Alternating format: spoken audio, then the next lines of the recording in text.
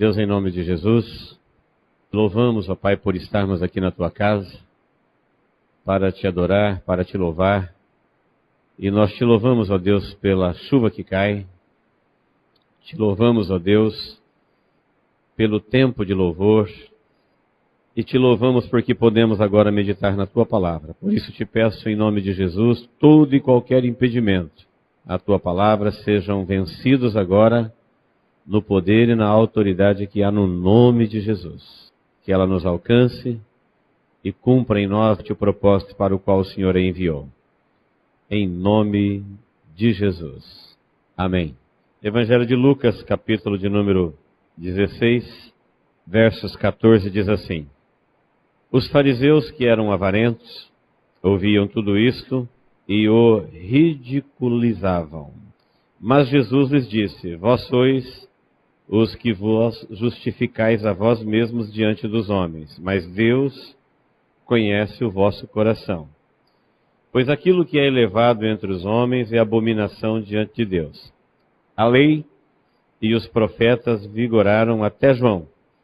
Desde esse tempo vem sendo anunciado o evangelho do reino, e todo homem se esforça por entrar nele.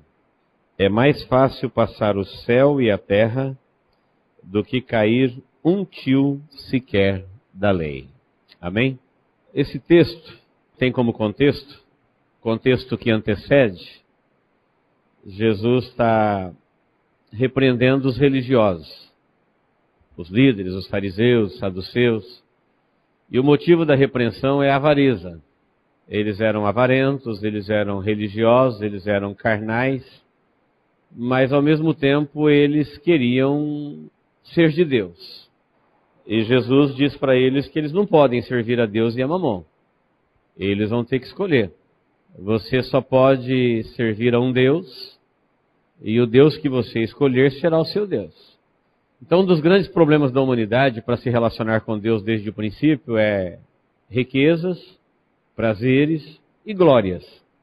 Então, todo ser humano ele é um compulsivo por riqueza, a grande maioria, ou por prazeres, ou por glórias humanas, por honrarias. Jesus está falando com os religiosos aqui, dizendo: olha, o reino dos céus chegou para vocês, e para vocês entrarem no reino dos céus, isso é com esforço. E quem não entrar, ele falou, a lei vigorou desde os profetas até João. E ele falou, e ela está valendo. O céu vai passar, a terra vai passar, mas a lei de Deus não passará.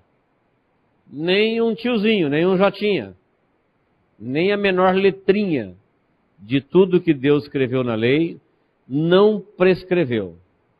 Então existe uma ideia reinante, principalmente nos dias de hoje, de que o Deus do Novo Testamento, ele baixou a guarda e agora não é mais como no Antigo Testamento, na época da lei, que era muito difícil, agora tudo é pela graça, então no final Deus vai arrumar um jeito de salvar todo mundo. Como se Deus fosse profanar o céu. Deus era muito santo no Antigo Testamento, mas agora no Novo Testamento ele deixou de ser santo e ele vai profanar o céu e vai levar todo mundo para lá. Então isso não é verdade. As igrejas, quando ensinam isso é um golpe. Isso é um golpe de mídia, isso é um golpe de marketing, isso é um golpe de arrecadação, para que as pessoas venham, para que eles ficam. Então os religiosos, eles prendiam as pessoas com essas redes. E, na verdade, quem se dava bem era eles, a liderança. O povo saía do mundo e era escravizado dentro da igreja, dentro da religião. Esse tipo de golpe, ele nunca deixou de existir. Ele passa por várias modificações, mas é difícil você ver alguma igreja dizendo, olha, vem para cá, que aqui a coisa é séria, você vai ter que se comprometer, e não vai ser fácil não. Aqui, se você não se esforçar, você não vai ser salvo, não. Você precisa ter foco, compromisso, renúncia, vontade, esforço, senão você está perdendo seu tempo aqui. Pode pesquisar por aí, você vai encontrar igrejas, pastores pregando isso, mas não são muitos. São pouquíssimos.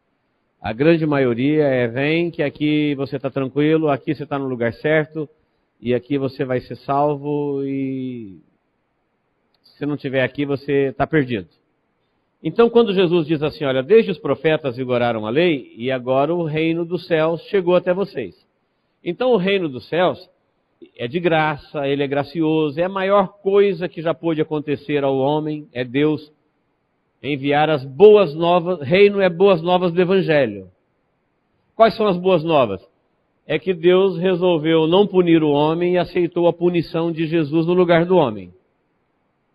E que o ser humano pode herdar o céu, a vida eterna, a salvação, a morada celestial, habitar com Deus, de graça, isso é verdade. Então onde está o esforço? O esforço está exatamente no fato de você se moldar às leis do reino. O reino tem lei? Tem.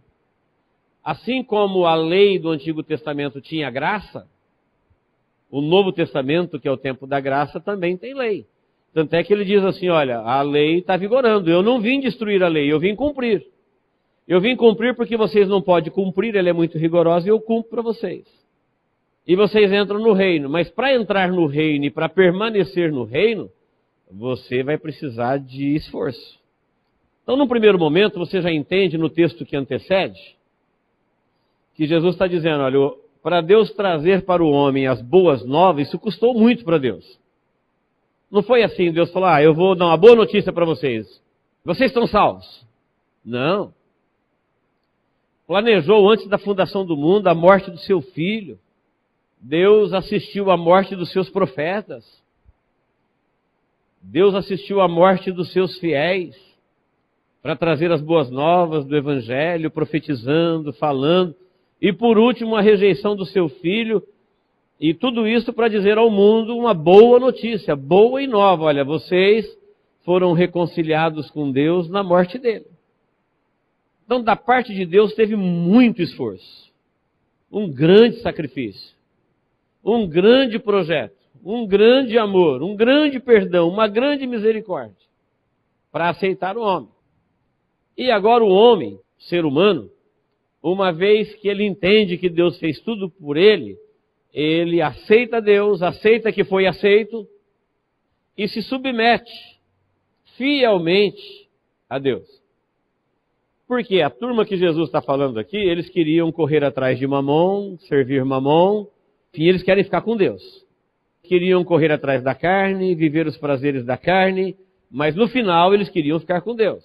Queriam buscar a glória humana, a glória do mundo, mas no final eles queriam ficar com Deus. Falou, não.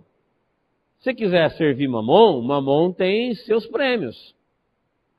Mas no final você tem que ficar com ele. Ah, mas o dinheiro depois que eu morrer não vale para mais nada. É isso mesmo, mas aí ele foi o seu senhor a vida toda, ele será também depois da vida, mesmo não podendo nada. Então o ensinamento de Jesus, ele é amoroso, ele é gracioso, ele não fala assim, olha, eu vou obrigar vocês a servirem a Deus. Ele falou, não, vocês não podem servir a dois senhores. Deus não aceita isso. Se alguém disser isso, isso é um golpe, isso é uma mentira, isso não existe. Ou você vai servir um ou ao outro. E quem você servir, esse é o teu Senhor. Teu Senhor não é quem você gosta, quem você quer, não é quem você admira. Teu Senhor é quem você serve. Então todo mundo diz que serve a Deus, mas na verdade nem todo mundo serve a Deus. Eles gostariam de servir a Deus. Então esse é o texto que antecede. Depois o texto que sucede, Jesus conta a história do rico e do mendigo, para explicar como que a vida é e como que ela termina, e dá uma palhinha para nós aqui, um adiantamento de como é depois da vida, para que você possa decidir e fazer as suas escolhas em vida. Então, a primeira coisa que ele deixa claro, ele deixa, olha, o reino dos céus é de graça, mas não é sem esforço. É de graça porque ninguém pode pagar, só Deus pode pagar. E Deus não quis cobrar de ninguém, então ele falou, agora o reino dos céus chegou para vocês.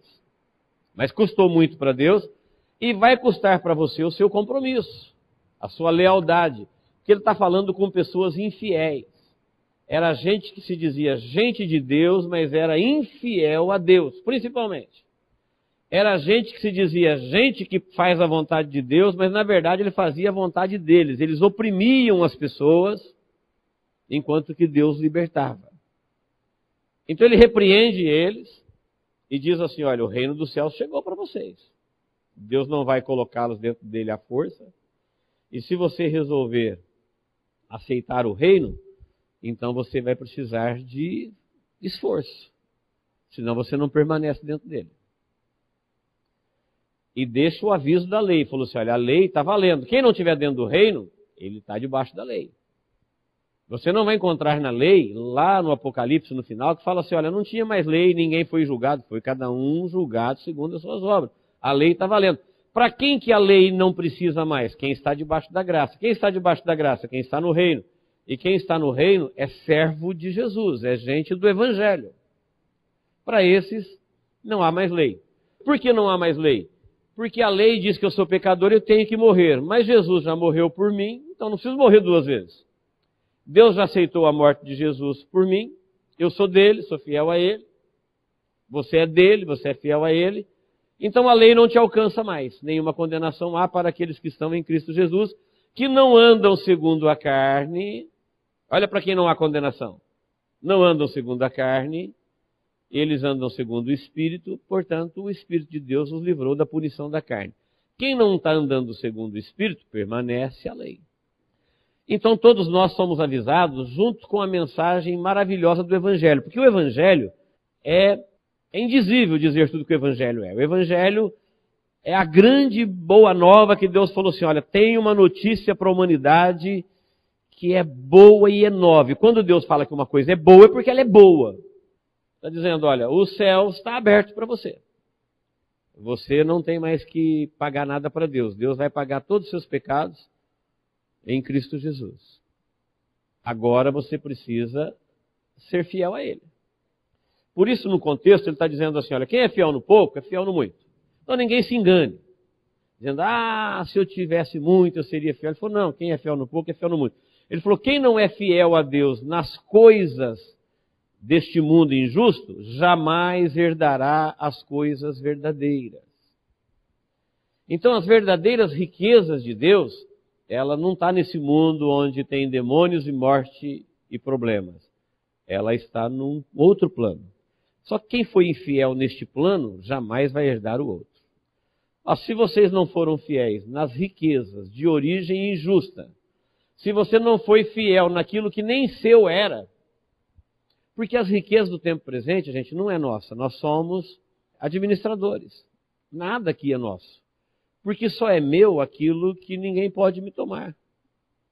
Só é de fato meu aquilo que eu não posso perder. O que é que você tem que você não pode perder? Tudo a gente pode perder, então não é nosso. Pode ter no momento e não ter no outro. Então, durante o tempo das riquezas de origem injusta, não está falando que é roubado, do tempo desse mundo caído, do tempo do pecado, do tempo que nós estamos vivendo. Se as coisas adquiridas nesse tempo a gente não consegue ser fiel, ele falou, quem é que vai te dar as verdadeiras? Como é que vocês vão herdar as eternas, se nas do tempo presente vocês forem fiéis? Então, é um solene aviso, é um amoroso aviso, dizendo, olha, a boa nova é que Deus pensou em você e preparou uma vida de riqueza e de glória que você jamais conquistaria com seus esforços. Jamais. Se você vivesse aqui 10 mil anos e todos os seus negócios dessem certo, você não conquistaria o que Deus tem para você. Isso é teu, pela fé, pelos méritos de Cristo. Isso chama-se boas novas, Evangelho de Jesus. Mas não tem nada a ver com a gente entrar numa igreja e falar, estou dentro do Evangelho. Não, isso é reino dos céus. Quando você vê alguém falando, não, entra no reino dos céus e não precisa ter compromisso, isso é golpe. Isso é enganação. Um dia, talvez tarde demais, você vai entender que você foi enganado. Então Jesus o tempo todo ele fala que o Evangelho é compromisso, é esforço, é foco, é renúncia. Ele não está falando que é fácil, ele está falando que é glorioso. Ele está dizendo que é grandioso, mas ele não está dizendo que é moleza, que é fácil. Nunca disse isso. Ele está falando que é de graça e que é glorioso. Para ilustrar o que ele está falando, ele conta a história do rico e do pobre, que é uma história que todo mundo já conhece. Eu quero reviver um pouquinho ela com os irmãos aqui. Jesus disse assim: havia um certo homem rico, se vestia de púrpura, de linho finíssimo, e que todos os dias se regalava esplendidamente. Versículo 20. Havia também um certo mendigo, chamado Lázaro, coberto de chagas, que jazia à porta daquele, e desejava alimentar-se das migalhas que caíam da mesa do rico. E até os cães vinham lamber-lhe as úlceras. Vamos parar um pouquinho no havia, do verbo haver. Sem procurar culpados, porque não tem culpados, havia um rico. Não diz que ele era desonesto, que ele era injusto, que ele era mau. Havia um rico, como tem rico no mundo. E ele vestia-se bem, linho finíssimo, e ele vivia uma boa vida, ele se regalava, ele tinha uma vida esplêndida. Ponto. Havia. Muita gente que taca a pedra nesse cara aqui só porque ele é rico. E não tem nenhum pecado ser rico. Então que havia um rico. Ele vivia assim. E havia também um certo mendigo chamado Lázaro, coberto de chagas, e ele ficava lá no portão da casa do rico. E ele desejava alimentar-se de alguma sobra, de alguma migalha que caísse da mesa do rico, e até os cães vinham lamber-lhe as úlceras. Também não diz que esse camarada aqui era um pecador, que estava com uma maldição na vida dele, com uma praga. Não, havia um pobre. Nós não sabemos o que aconteceu com o rico para que os negócios dele dessem certo, que ele ficasse rico. Se ele herdou do pai dele, se já era uma herança de família, se ele fez bons negócios, se ele se dedicou. O texto não diz em nenhum momento que o problema dele é o que ele tem. Diz que havia, como há. Havia também um pobre, e não diz que ele foi pobre porque ele gastou tudo que tinha, ou porque ele era muito doente. Não diz. O fato é que ele estava pobre, doente, tinha feridas provavelmente incuráveis. Por ser muito pobre e não ter nem o básico para comer, ele desejava, não diz que ele comia, diz que ele desejava comer daquilo que caía da mesa do rico. Aconteceu, do verbo acontecer, que morreu o mendigo e morreu o rico também. Há ricos e há pobres. Aconteceu que morreu um e aconteceu que morreu o outro. Então você pode imaginar um funeral de pobre e um funeral de rico. Só que quando morreu o pobre, diz que ele foi levado pelos anjos para o seio de Abraão. O seio de Abraão é o mesmo que paraíso. É um lugar de descanso que as pessoas salvas, quando morriam na fé em Cristo, no compromisso, eles iam para o paraíso. Até Jesus vencer a morte, isso era no centro da terra. Depois que Jesus venceu a morte, o paraíso foi transportado para o terceiro céu. Então ele é nos ares, no céu. E o anjo levou o pobre para lá. E morreu também o rico. O rico, quando ele abriu os olhos, ele se viu no inferno, ele estava em tormento. Como Jesus aqui não tinha vencido a morte ainda, e como eu disse, antes de Jesus vencer a morte, o paraíso ainda era no centro da terra. Então a Bíblia fala que o paraíso ficava de um lado, e o inferno do outro, e no meio tinha um poço chamado Poço do Abismo, e eles podiam se ver. E o rico levantou os olhos e viu Lázaro lá. Do rico nós não sabemos o nome, do pobre nós sabemos, é Lázaro. Ele viu Lázaro lá e ele clamou: "O pai Abraão, e eu estou em tormento. Manda Lázaro colocar o dedo na água e tocar aqui na minha língua, porque eu estou em tormento." E o pai Abraão explicou para ele, falou: "Olha, não pode, existe uma divisão. Vocês não podem passar para cá, a gente não pode passar para aí. E isso aí tem a ver com a vida que você levou lá e com a vida que Lázaro levou lá. Lá você teve uma vida esplêndida, e Lázaro teve uma vida de tormentos, e ele veio para cá e você foi para aí, e agora ninguém muda de lugar." Aí alguém já conclui, então ele foi para o tormento porque ele era rico? Não. A Bíblia é muito clara que ninguém vai para a condenação e ninguém vai para a perdição. Isso tudo tem a ver com a fé em Jesus ou com a rejeição em Jesus. Jesus está contando a história dos dois para eles entenderem que o rico, ele tinha todo o motivo do mundo para crer em Deus. Tudo deu certo na vida dele.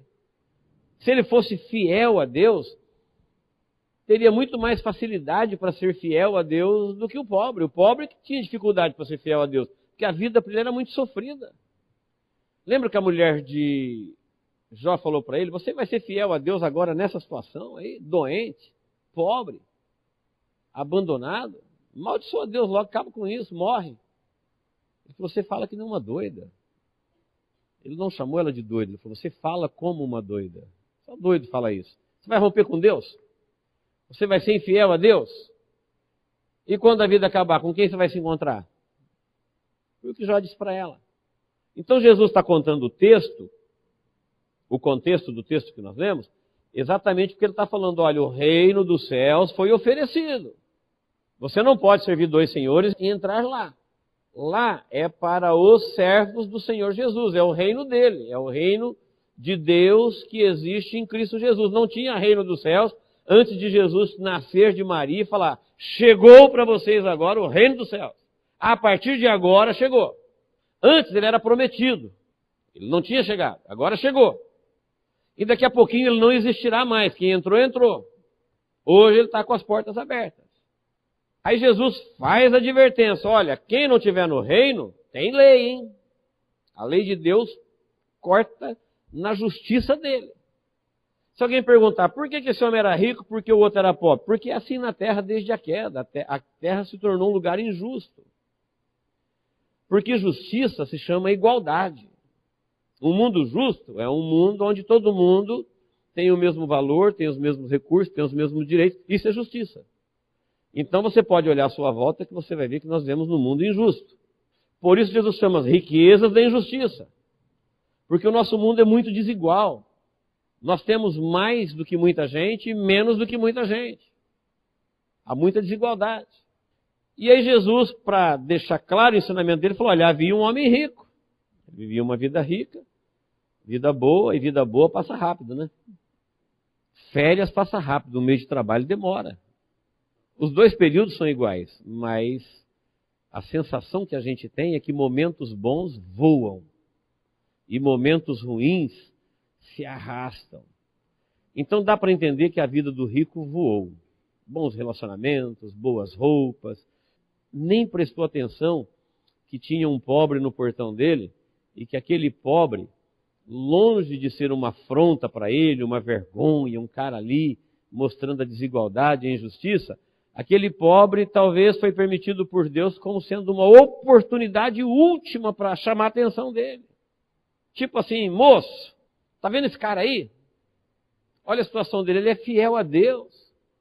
Ele poderia estar murmurando, praguejando, falando, olha Deus, olha esse cara aqui da casa aqui, olha, ele tem tudo. Ele não se importa com o Senhor, ele não te ama, ele não te louva, ele não crê. Eu não vejo nenhum testemunho na parte dele. O rico não estava bem com Deus, ele estava mal na vida social. A prova que ele estava bem com Deus, que ele era de Deus, que ele morreu e que Deus o recolheu. E não recolheu porque ele era pobre. Porque se fosse assim, o Evangelho diria, olha, os pobres todos são salvos. E a Bíblia faz questão de dizer que quem não crê é condenado, seja pobre ou rico. É verdade que Mamon se torna um grande empecilho, porque Deus não valoriza as coisas de Mamon, nem as coisas dos prazeres da carne. Deus valoriza as coisas dele, as coisas celestiais. Então, um dos grandes engodos e enganos religiosos é que as pessoas querem viver como querem viver, mas elas querem terminar com Deus. Quem disser que isso é possível, isso é um golpe, é uma mentira. Você está ouvindo aqui, ó, na sua Bíblia, está vendo Jesus falar que não pode servir a dois senhores. O Senhor que você servir, ele será para sempre o seu Senhor. Você quer servir a carne? O dia que a tua carne não te atender mais, acabou o tempo que seu Senhor podia te ajudar. Você quer servir o mundo? O dia que você não for mais interessante para o mundo te descarta. Você quer servir Mamon? Chegará um tempo que a pessoa vai dizer assim, olha, Mamon não pode te valer para sempre. Então aquele pobre ali, ele era uma oportunidade para chamar a atenção dele. É Deus dizendo assim, olha como ele está se esforçando. Quer ficar no reino. Não tem roupas caras, ele não tem comida, ele não tem casa, mas ele tem fé, ele acredita em Deus, e ele quer ficar no reino, e um dia a vida aqui vai acabar, e ele vai ser do reino, e vai entrar no reino, e foi o que aconteceu. A vida dos dois passou, os dois funerais aconteceu, e de repente o pobre se vê no seio de Abraão, porque ele creu em Deus, mesmo com todas as suas dificuldades, ele foi fiel. E agora ele estava no paraíso. O rico olhou para aquela situação, ele falou, não, mas isso não está certo, né? Porque eu estou aqui queimando. Então Lázaro falou, não, não pode passar para lá, então faz o seguinte, manda alguém voltar lá. Aí ele se interessou pela família. Falou, então manda alguém. Primeiro, ele queria ser atendido, que houvesse uma ponte entre os perdidos e os salvos, os de Deus e os não de Deus. Já foram separados logo após a morte. E são todos separados logo após a morte. Ainda que o juízo será coletivamente de todos no final. Então as pessoas que morreram, onde quer que morreram, elas ressuscitarão para o juízo. Por isso a Bíblia fala, o mar devolveu os seus mortos, o além devolveu os seus mortos, a sepultura devolveu os seus mortos, e eles estavam diante do trono e foi cada um julgado segundo as suas obras. Para morrer a gente morre aos poucos, mas a ressurreição, tanto da salvação como da condenação, ela é coletiva. No arrebatamento da igreja, os salvos ressuscitam coletivamente. A ideia que o rico deu para o pai Abraão, ele falou assim, olha, então manda Lázaro molhar em água a ponta do dedo e me refresca a língua porque eu estou atormentado. Acho que ele não tinha se dado conta ainda que ele não estava em condições de mandar mais nada, porque geralmente quem tem dinheiro manda no mundo, né? Sempre se dá bem. Abre muitas portas. Se você for um milionário, todo mundo quer se aproximar de você. Quando você pedir um favor para as pessoas, todo mundo quer fazer. É lógico que é tudo desinteressado, sabe? Ninguém tem interesse nenhum. Mas o fato é que pessoas do poder, pessoas de mamão, estão acostumados a abrir portas. Diferente do Lázaro. O Lázaro não ia conseguir muita gente para fazer coisas para ele, não. Mas o rico, sim. E talvez acostumado é que ele já foi logo e falou assim, não, então manda o Lázaro aí molhar a mão aí e me refrescar aqui, porque eu estou em tormento. Aí alguém informou, ele falou, não, não tem. Aí ele lembrou que ele tinha irmãos. Olha, eu tenho irmãos. Então manda ele voltar lá e dar testemunho para os meus irmãos, para que eles não venham para cá num lugar de tormento. Testemunho, olha só no que ele pensou. Quanto tempo Lázaro não ficou testemunhando no portão dele? Quanta gente não testemunha de Deus na terra? Eles dão ouvido? Não dão. A gente faz festa quando alguém dá ouvido ao nosso testemunho, porque a maioria não dá ouvido. A gente prega o evangelho, a gente anuncia, a gente oferece, a gente fala, eu vou na tua casa, eu te busco, eu te carrego, eu te ensino, pode perguntar, vê o que você quer, vê o que você precisa. Sabe o que a gente quer? Testemunhar Jesus, testemunhar a nossa experiência. Só isso. Nós não queremos dar golpe em ninguém, não estamos interessados em nada de ninguém. Só testemunhar. Então manda o Lázaro voltar lá agora. Ele sugeriu reencarnar. Reencarnar. Pai Abraão falou, não. Mais uma aulinha para ele, lá do outro lado. Ó, quem vem para cá não volta mais para lá. Mas eles não vão ficar sabendo. Falou, vão, tem lá Moisés e os profetas. Se eles não acreditarem em Moisés e nos profetas, também não vão acreditar que você esteve aqui e voltou. Nem que Lázaro esteve aqui e voltou. E é uma verdade. Parece que se alguém viesse de lá e contasse, parece que as pessoas iam acreditar. Mas o pai Abraão está certo, falou assim, olha, o evangelho, o testemunho que eles pregam lá, ele é verdadeiro. Por que ele não é acreditado? Até das pessoas duvidarem da gente, a gente até entende. Porque vocês sabem que ninguém acredita em ninguém, né? Quando você fala que vai fazer alguma coisa, a pessoa fala, não, vamos escrever isso aí, vamos pôr num contrato. Aí você põe no contrato, ele fala, não, agora assina. Aí ele olha para a sua assinatura e fala, não, não confio que é a sua, reconhece firma. Aí você reconhece firma e ele fala, não, eu quero um avalista. Mas esse avalista também pode não pagar, ele tem bens. Você viu como é que ninguém confia em ninguém? Escreve, reconhece, tem que ter um avalista. Tudo bem das pessoas não acreditarem na gente, nós não somos confiáveis mesmo. Mas na Bíblia, quando que esse livro enganou alguém? Quando que esse livro falhou? Quando que alguém falou assim, olha, descobri na Bíblia alguma coisa que venceu, prescreveu, é falso, é enganoso, tem que arrancar essa página, tem que arrancar esse livro, isso não presta. Quando que alguém olhou para Jesus e falou assim, não, descobri que ele não é confiável. Não, é o testemunho de Jesus. Por isso que nós não atrevemos a falar de nós. Nós não falamos de igreja, de placa, de pastores, de líderes, de profetas. Porque se a gente falar da gente e eles não acreditarem, a gente tem que ficar quieto. Se eu falar de você e alguém não acreditar em você, você tem que ficar quieto. Nós somos falíveis. Mas o Evangelho, por quê? Onde Deus fez alguma coisa que alguém possa dizer, eu, simples mortal, que não sou de confiança, desconfio dele.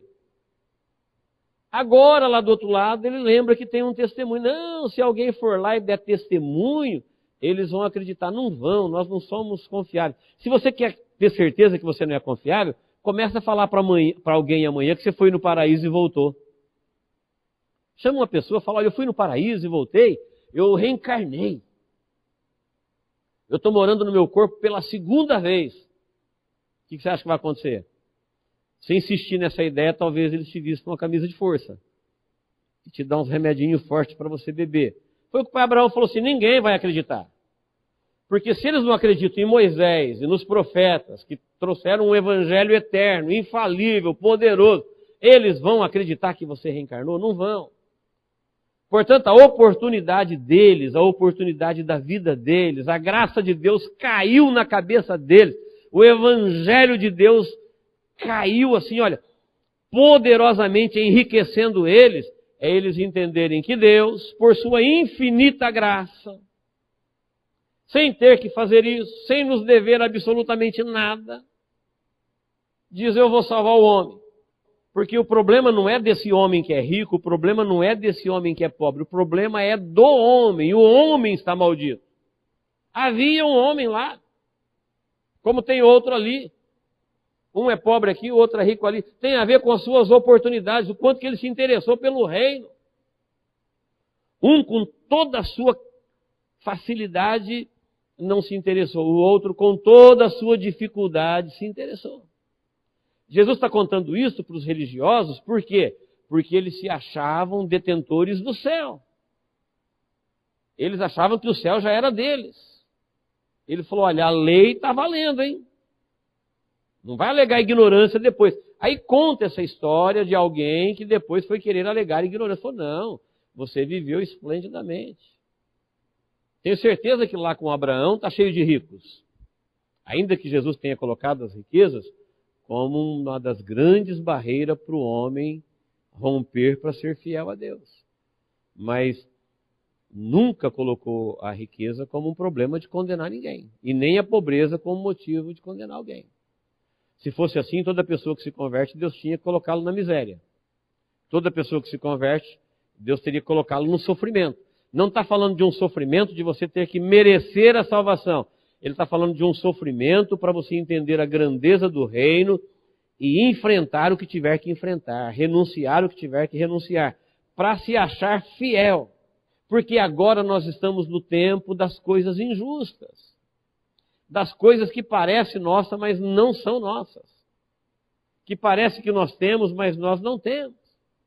Alguém pode falar assim, aquela pessoa tem muita terra. Muita terra? Quando que Deus deu a terra para alguém? Aquele fazendeiro é dono de muitas terras. Não, a Bíblia fala que Deus diz assim, minha é a terra, meu é o ouro, minha é a prata.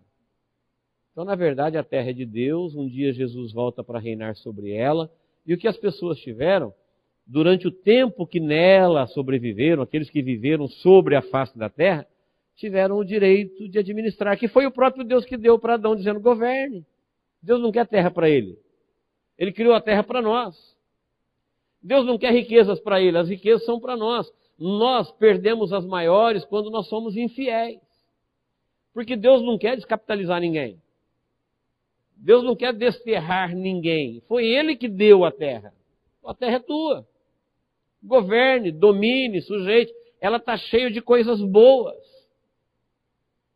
tem mantimento, tem condições de vida preparada pelo próprio Deus para o homem que ele criou.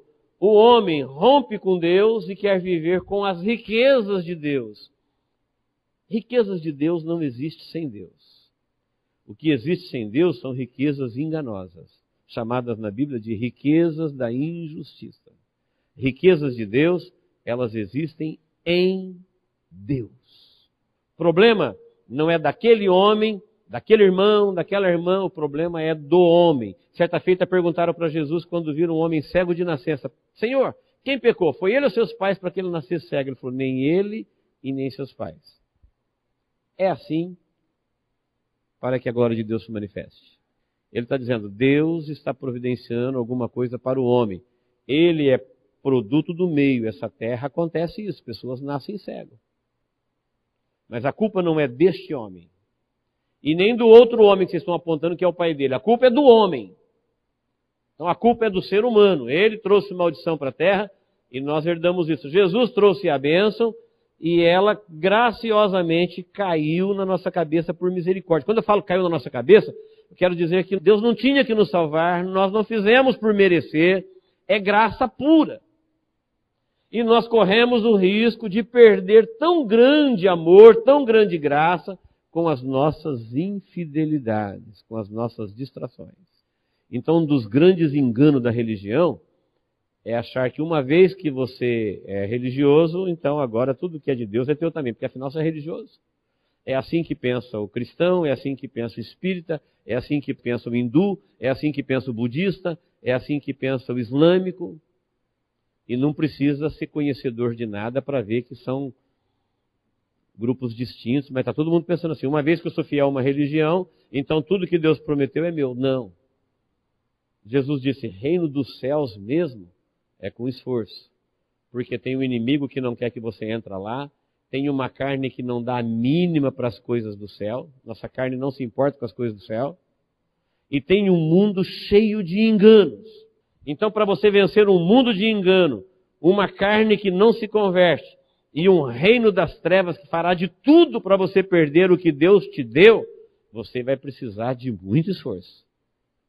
Você vai precisar de estar atento e jamais se desviar da verdade e sempre em harmonia, em aliança com Deus, na comunhão com o Espírito, para que essa riqueza não seja abandonada ou roubada. Amém, queridos? Então eu quero encerrar dizendo isso. Pense sempre que como cristão fiel, você é alguém herdeiro de riquezas celestiais. E quem é rico sempre tem alguém querendo roubar. Quem tem valores sempre tem alguém querendo tirar. Então o inimigo está sempre procurando roubar a fé. Está sempre procurando roubar a fidelidade. Está sempre querendo roubar a dedicação. Está sempre querendo roubar a concentração. Para que você perca tudo aquilo que Deus já te deu, que já é seu. Sempre enganando. E tem seus métodos atraentes, tem seus pratos, suas armadilhas.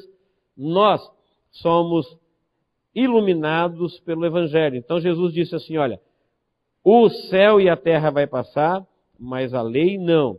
Mas a boa notícia é que o Evangelho do reino de Deus chegou até vocês e todo homem que se esforça entra nele. Então você não precisa de antecedentes criminais para entrar nele. Você precisa entender que Deus te deu, se interessar por ele e fazer a sua parte. Amém, queridos? Deus nos abençoe em Cristo Jesus.